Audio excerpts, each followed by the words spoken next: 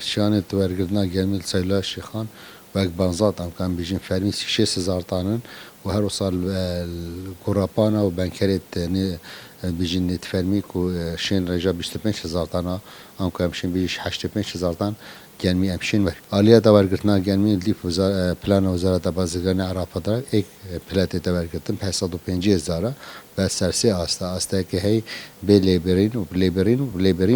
ورگرتنا گرمی سالا شغام 29 دست بکریه و یا بردامه حتی بگو که همشین بیشتر حتی ابرو 14,200 تن